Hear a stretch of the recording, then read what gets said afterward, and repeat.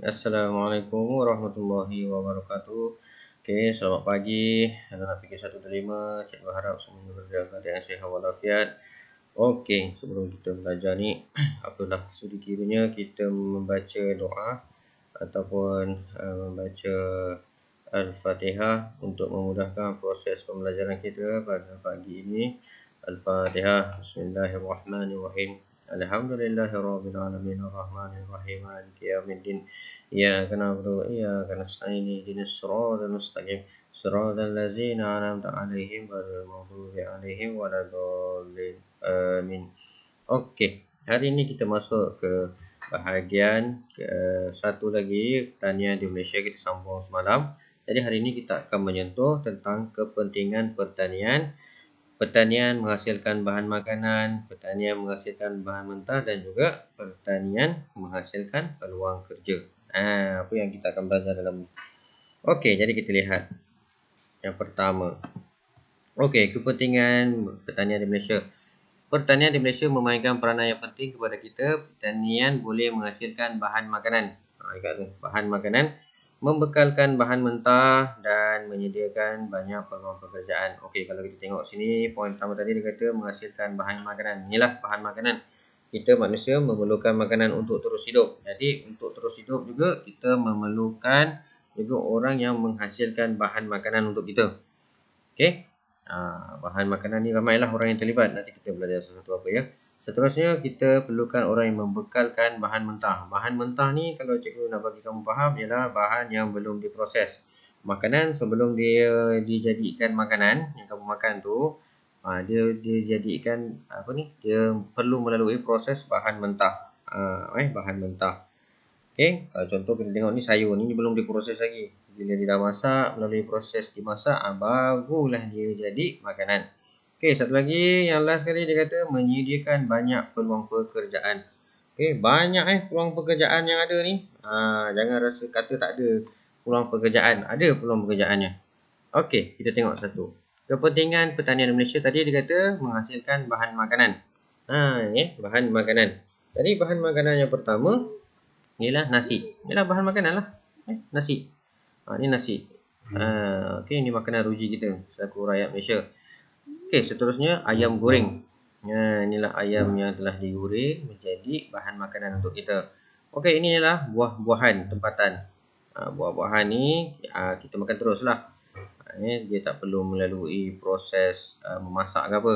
Dia masak dengan sendirinya dekat pokok tu sendiri. Okey, jadi kita boleh makan terus. Okey, seterusnya ni kambing golek ni. Sedap ni. Kambing golek ni ni cikgu sentuh ni bahagian pertanian dan juga ternakan lah kan. Pertanian semakin kita belajar. Kita masuk lagi bahagian pertanian dan juga ternakan ni lah. Sentuh-sentuh ternakan. Okey, sekali sayur-sayuran. Ni sayur goreng ni. Ataupun sayur campur yang telah diproses. Okey, seterusnya. Kita masuk bahagian menghasilkan bahan mentah. Nasi, sebelum menjadi nasi, dia dipanggil beras. Sebelum beras berlaku, kita panggil dia padi. Tapi sekarang ni kita nak cerita yang bahan mentah je lah. Okey, yang inilah contoh beras. Kita dah proses dia, barulah dia jadi nasi. Sekarang ni nak tahu ni inilah bahan mentah dia.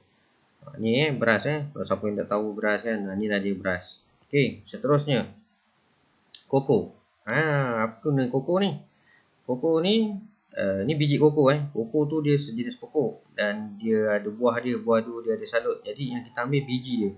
Okey, siapa peminat coklat dan air coklat seperti Milo, ke Vico ke kan, My Coco ke apa kan. Inilah dia asal usul dia daripada biji koko. Daripada biji koko ni kita melalui proses digilang adalah cara-caranya. Jadilah minuman ataupun makanan coklat yang kamu makan tu. Inilah dia. Inilah asal usul biji coklat dan air coklat kamu minum dan makan tu. Biji koko nama dia. Ini bahan mentah. Okey, seterusnya kelapa sawit. Ni kelapa sawit. Ni buah kelapa sawit. Okey. Buah ni yang kita proses untuk menjadikan minyak masak yang mak kamu ataupun kamu guna untuk masak setiap hari tu. Ni dia. Minyak masak yang kita gunakan. Inilah asal usulnya, iaitu bahan mentahnya ialah buah sawit. Buah sawit. Okey. Kita tengok seterusnya. Okey, ini ialah bulu kambing. Bulu kambing. Ni bahagian ternakan pula bahan mentah. Okey, daripada bulu kambing inilah yang kamu gunakan untuk ada orang buat baju. Ada orang dia nak buat permaidani ataupun kapet. Okey, ataupun dia nak buat pakaian, dia nak buat kasut, pakai apa? Pakai kasut dia lah. Ada juga yang gunakan sebagai perhiasan dekat dinding rumah. Itu bukti kalau nak tahu orang dulu-dulu dia kaya ke tak kaya kan. Ni dia akan letak bulu haiwan ni dekat rumah dia sebagai perhiasan. Okey, yang ni contoh bahagian ternakan. Ni bahan mentah bulu haiwan. Okey, ni bulu kambing ni.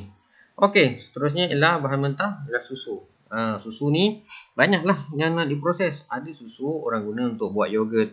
Ada susu yang kita gunakan untuk buat susu tepung. Ada nak buat susu pekat. Inilah bahannya. Kena letak susu dahulu. Ni susu mentah, okey, yang tak diproses lagi. Okey, seterusnya daging. Ni daging yang belum diproses. Kita tak boleh makan daging ni mentah je kan.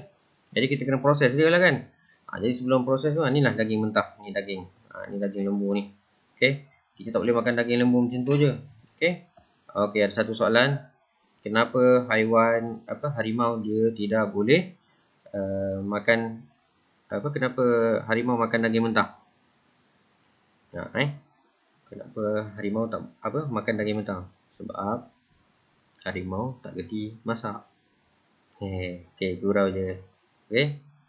Ni. Inilah contoh daging yang belum diproses. Jadi inilah bahan mentah.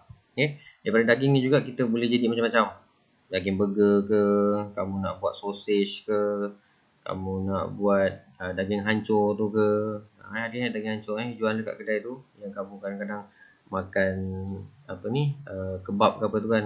Dicampur-campuran dia daging hancur kan. Inilah dia bentuk daging mentah. Okey, kita pindah ke bahagian seterusnya, kepentingan pertanian menghasilkan peluang kerja. Okey, menghasilkan peluang kerja. Okey, untuk pengetahuan kamu semua, kalau kamu masuk dalam bidang pertanian ni, banyak kerja yang ada. Okey, dalam program transisi ke kerjaya cikgu perlu terangkan bahawa kesediaan kamu untuk bekerjaya. Kamu tahulah tentang kerja yang ada dalam bidang pertanian ni, sebab ni subjek pertanian. Jadi kamu tahulah tentang pekerjaan yang ada. Ni kan kita tanam sayur, kita bela kambing, kita bela udang, tapi kita tak tahu apa potensi untuk kita bekerja. Peluang pekerjaan tu kita tak tahu. Jadi di ni cikgu beritahu. Salah satunya ialah penternak. Okey, kamu boleh menjadi seorang penternak. Contohnya penternak kambing lah ni. Okey, kalau kamu nak bela lembu ke apa ke, ikut kamu. Ni penternak. Okey. Setakat ni yang cikgu tahu antara pekerjaan yang lumayan dalam bidang pertanian ni adalah peternakan kambing dan juga peternakan udang galah.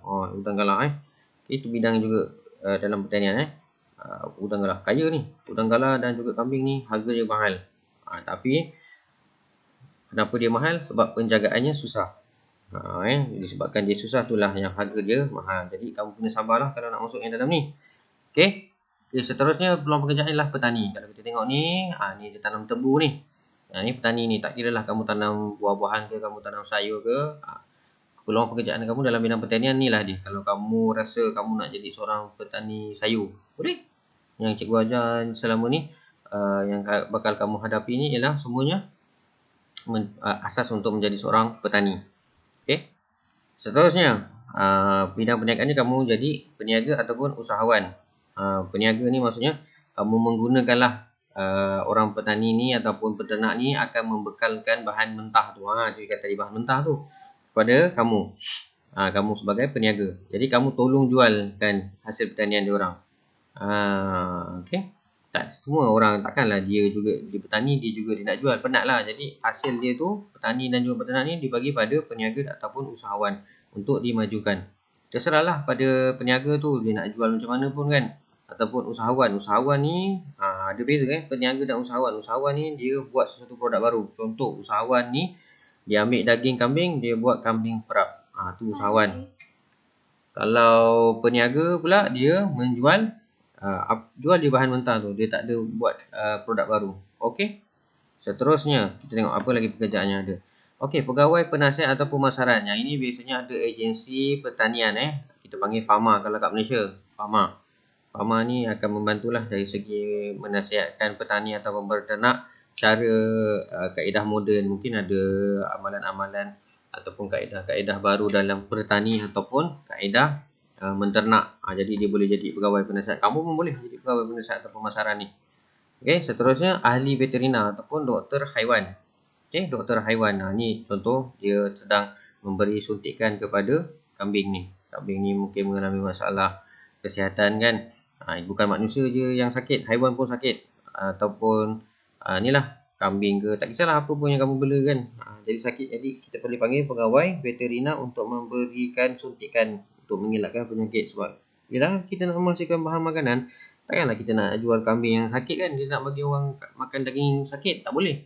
Jadi kena bagikan binatang tu dalam keadaan yang sihat. Dengan teknologi yang moden ni, kita dapatlah daging kambing yang sihat. Jadi kita punya badan pun secara automatiknya pun sihat. Okey, seterusnya ialah pekerjaan pengurus ladang. Okey, ni biasanya kalau kamu ada, cuba contoh ladang-ladang yang besar, ladang sawit tu berpuluh-puluh hektar. Takkanlah kamu juga yang nak petik sawit, kamu juga yang nak menguruskan baja. Jadi kena ada seorang pengurus ladang. Pengurus ladang ni dia akan membahagikan pekerja-pekerja. Okey, hari ni kita potong sawit dekat bahagian tanah ni. Okey, esok kita bagi potong dekat bagi baja dekat bahagian ni. Okey, esok kita kena tanam pokok baru dekat bahagian ni. Jadi pengurus ladang ni dia akan memberikan tugasan. Biasanya melibatkan pekerja ataupun petani yang terlalu ramai lebih dekat 30 orang pekerja dia kan.